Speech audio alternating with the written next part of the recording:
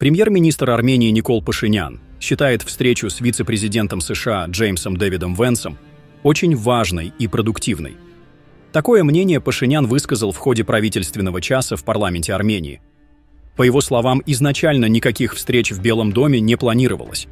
Встреча с вице-президентом США стала последним мероприятием последнего дня его визита в США. В процессе возникла идея, и встреча была организована незапланированным образом. Она проходила в формате 1+3, то есть тет-а-тет. Во встрече участвовали члены делегации. С нашей стороны участвовали наш посол в США, руководитель отдела внешних связей аппарата правительства, мой пресс-секретарь. Состоялась содержательная и обстоятельная беседа, и мы высоко ценим эту встречу, сказал премьер-министр, добавив, что интерес к проведению такой встречи по ходу сформировался с обеих сторон. Премьер-министр назвал встречу очень важной и продуктивной. Отвечая на вопрос о том, не будет ли недавно подписанное соглашение о стратегическом партнерстве между Арменией и США не реализовано в результате подходов новой администрации США, Пашинян сказал: «Он был подписан в переходный период, и в этот период формируются переходные команды.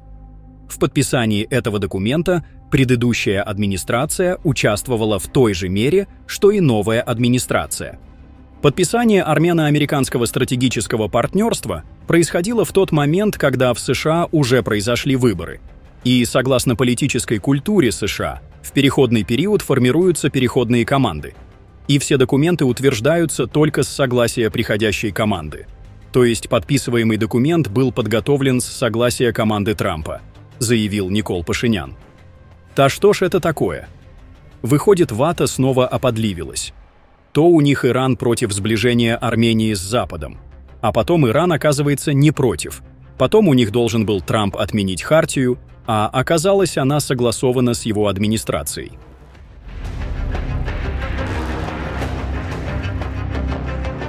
С любопытством наблюдаем, как бурно обсуждают находящегося в Мюнхене вице-президента США Джеймса Венса.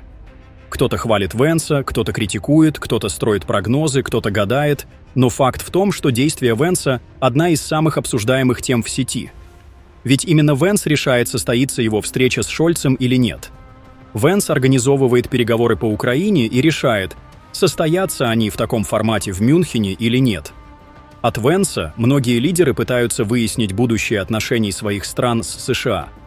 Одним словом, куда ни глянь, везде Венс, и это нормально, учитывая обстановку в мире, и мы, как и всегда, обсуждаем и анализируем. А знаете, что ненормально?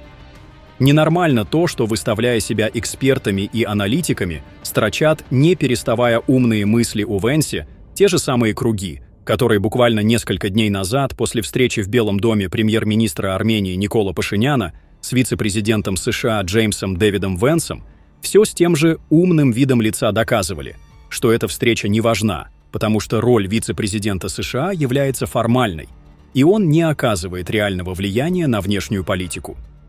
Что мы можем сказать по этому поводу? По этому поводу мы можем сказать, что этим умникам пора умыться и смыть со своих лиц маски умных экспертов и умных аналитиков, потому что давно уже всем ясно, что этими масками на самом деле прикрываются абсолютно неумные лица продажных пропагандистов и полезных идиотов, обслуживающих интересы других стран. Добавлю, что Никол Пашинян тоже находится с рабочим визитом в Мюнхене, где встретился с канцлером Германии Олафом Шольцем.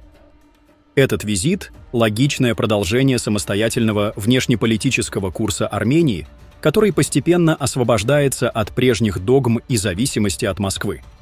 Он демонстрирует, что Армения, несмотря на сложную ситуацию в регионе, не просто ищет новых партнеров, но и целенаправленно формирует систему международных связей, опираясь на прагматизм и взаимовыгодное сотрудничество. Отметим, что 14 февраля 2025 года в Киеве состоялась встреча председателя постоянной комиссии Национального собрания Армении по внешним связям Саркиса Ханданяна и председателя Верховной Рады Украины Руслана Стефанчука.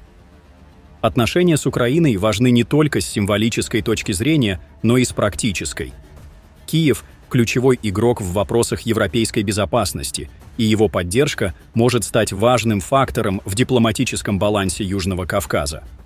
Украина уже не раз демонстрировала, что понимает проблемы Армении и готова к конструктивному диалогу, в отличие от той же России, которая видит Армению лишь как объект своего влияния. Также стоит обратить внимание на подтекст переговоров.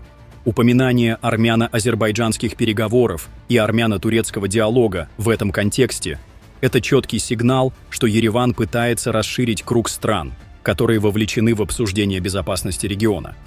Это особенно важно, если учесть, что Москва все меньше играет роль гаранта в регионе, а процесс урегулирования все чаще обсуждается в западных столицах.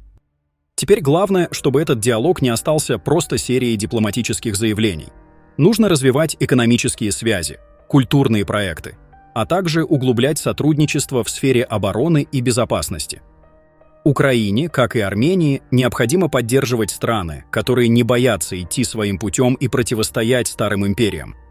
Этот визит – еще один шаг к построению независимой, ориентированной на Запад Армении.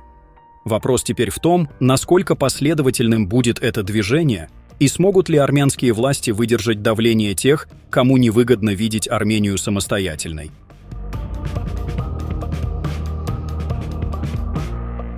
Армянское движение Франции приветствует принятие парламентом Армении законопроекта о начале процесса вступления в Евросоюз. Принятие парламентом Армении в первом чтении законопроекта о начале процесса вступления Республики Армения в Европейский Союз знаменует собой значительный шаг вперед в истории нашей страны. Это голосование – сильный сигнал о желании армянского народа повернуться лицом к Европе как маяку демократии, стабильности и процветания. Армянское движение приветствует это историческое решение и призывает граждан Армении принять активное участие в предстоящем референдуме, чтобы оказать всестороннюю поддержку этому процессу европейской интеграции.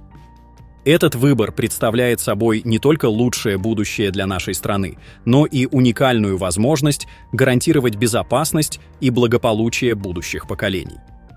Мы также повторяем наш призыв к Армении выйти из всех военных и политических союзов с Россией. Настало время положить конец всем формам иностранной опеки и потребовать немедленного вывода 102-й российской военной базы с нашей территории.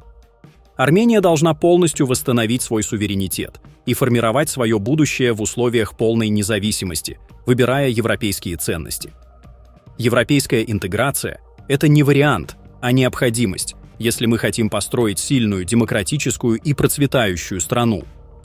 Мы должны воспользоваться этой возможностью, чтобы построить будущее, которое отражает законные чаяния армянского народа. На этом фоне прозвучало заявление платформы гражданского общества ЕС Армения. В связи с принятием закона о начале процесса вступления Республики Армения в Европейский Союз, в соответствии с законом, мы призываем правительство Республики Армения создать межведомственную комиссию по вопросам вступления Республики Армения в Европейский Союз, состоящую из руководителей профильных государственных органов, председательство в которой возьмет на себя лично премьер-министр Республики Армения. Сформировать при комиссии рабочую группу, в которую войдут также представители платформы гражданского общества ЕС Армения, и в кратчайшие сроки совместно с европейскими партнерами приступить к разработке дорожной карты вступления Армении в ЕС. В максимально сжатые сроки завершить выполнение уже принятых обязательств перед ЕС.